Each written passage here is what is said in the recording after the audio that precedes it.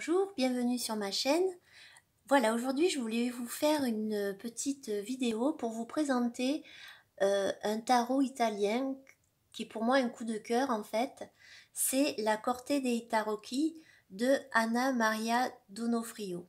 Alors au niveau des illustrations, c'est Anna Maria et c'est un jeu qui a été fabriqué par Meneghello Edizioni Milano Italie. Donc en fait c'est un site où ils ont une boutique de tarot à Milan.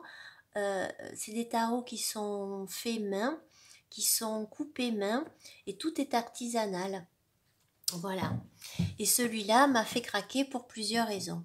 Donc je vais vous le présenter. Donc il arrive dans une boîte solide, en dur, avec la représentation ici du dos de la carte.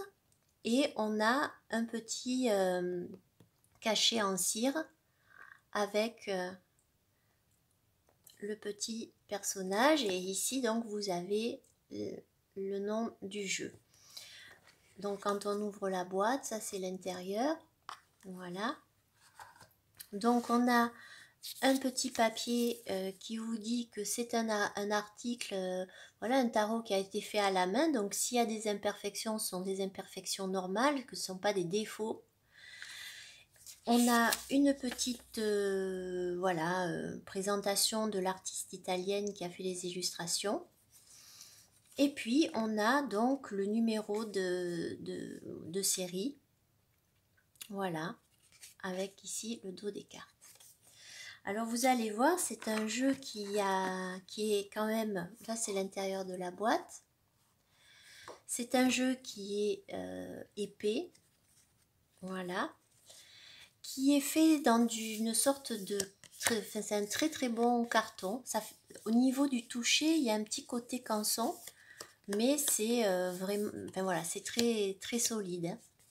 Voilà, ça c'est le dos des cartes. Donc par contre, c'est pas endroit envers, ça va être un peu compliqué. Et au niveau de la taille, si on prend une carte Lo Scarabeo, voilà, on voit que c'est moins large et légèrement donc et plus haut ici. Donc en fait ça fait des cartes qui sont petites, hein, un petit peu à tenir. On a cet effet un petit peu comme des marque-pages quelque part, ça m'a fait penser à ça. Voilà, donc je vais vous présenter les arcanes majeurs du jeu, à savoir que c'est un tarot type Marseille, en tout cas au niveau de la structure, puisque les arcanes mineurs ne sont pas illustrés et qu'on retrouve donc la force en 11 et la justice en 8, comme dans le Marseille. Donc je vous présente le full, il matto. Donc voilà, on a quelque chose d'un peu enfantin, un peu de vieux, quoi, un peu vieilli. Et il a un côté médiéval, mais voilà, le médiéval doux. Ça peut être un doudou deck un peu celui-là. En tout cas, ça sera le mien. J'aime beaucoup l'art médiéval, mais c'est vrai que parfois dans certains tarots, enfin dans beaucoup de tarots, il y a quelque chose des fois d'un peu sanglant ou d'un peu dur par rapport à certaines cartes. Et ici, vous allez voir que c'est pas du tout le cas. Donc voilà, le fou, le battleur, avec donc on retrouve hein, les deniers, les coupes, les épées et le bâton. Le symbole ici de l'infini. La papesse, voilà, avec la petite chouette là, son livre. On a les croissants de lune ici. Voilà, il a un côté très doux, je trouve. L'impératrice.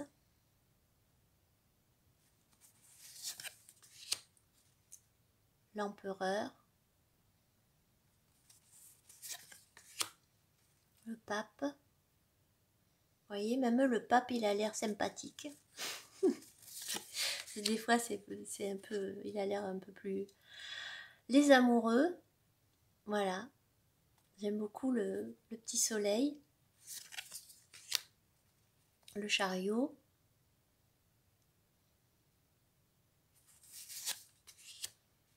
la justice. Et j'adore le bruit que fait ce jeu et j'adore le toucher de ce jeu. C'est ça aussi qui m'a plu. L'ermite, j'aime beaucoup. La roue de fortune. La force.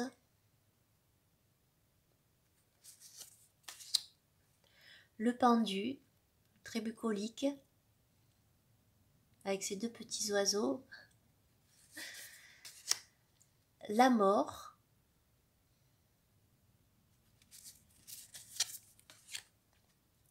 La tempérance. Le diable.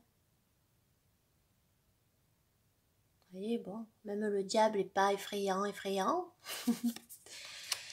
Ici, la tour de Babel, qui a été renommée comme ça. L'étoile.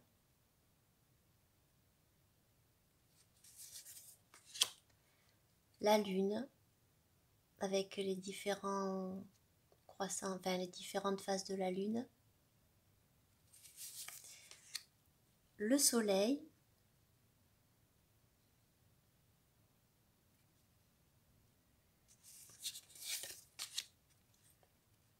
Le jugement. Et le monde. Voilà. Donc ça c'était pour les arcanes majeures. Donc maintenant au niveau des mineurs, vous allez voir que même si c'est un pipe deck, il n'y a pas d'illustration, on a des petits détails qui font que je le trouve quand même riche. Par exemple ici on a les bâtons, donc là on a l'inscription, le numéro voilà en italien. Donc ici c'est donc l'as de bâton, le 2. Et là, vous voyez, on a un personnage qui tient un bâton dans sa bouche.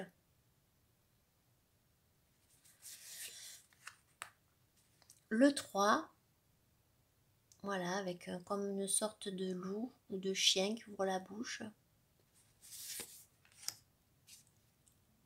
Le 4 de bâton, avec des sortes de fleurs. Le 5. Le 6. Le 7.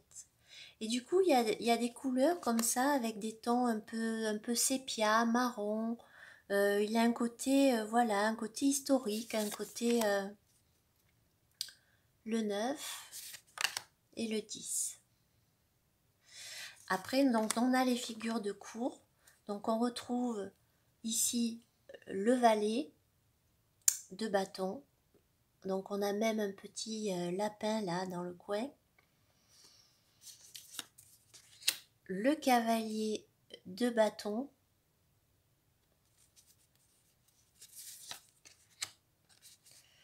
La reine. Et le roi. On passe donc aux épées. L'as d'épée, vous voyez, on a un personnage, un cavalier sur son... ça ressemble pas vraiment à un cheval, voilà, qui a sa lance. Le 2, avec, comme on dirait, je sais pas trop, un sphinx, je sais pas. Le 2 d'épée. Le 3. Le 4.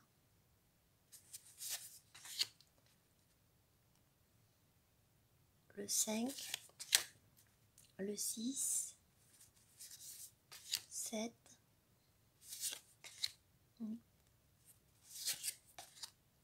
Le 9. Le 10. Et donc, on a le valet d'épée, le cavalier, la reine,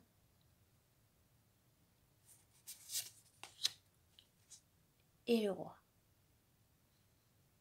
Voilà. Nous passons au denier, donc on retrouve ici l'As, le 2, le 3, le 4, 5,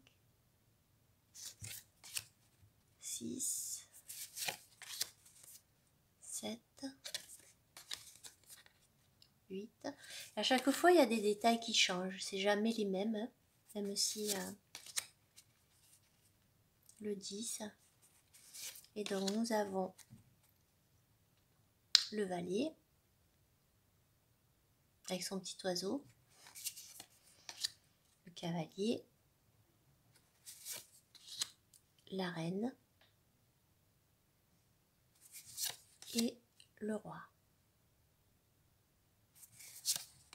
Et pour terminer donc les coupes, donc l'As avec un personnage en haut qui est en train de mettre, on dirait, sa main dans l'eau. Enfin, en tout cas, il est agenouillé à côté de l'eau. Le 2, le 3, le 4, le 5, 6, 7. Voilà, et je trouve que même, voilà, pour l'entrée dans l'automne, il a tout à fait les couleurs. Alors je pense que oui, c'est un jeu que j'utiliserai plus pour mes tirages personnels. Mais il a ce côté vraiment doudou deck avec cette imagerie moderne et en même temps médiévale. Et c'est ce petit côté enfantin, ce côté un peu naïf. Je l'aime beaucoup. En fait, je trouve que c'est un jeu qui est très ludique, autant par voilà, ses représentations que par le toucher, que par la forme, la taille de la carte. Voilà.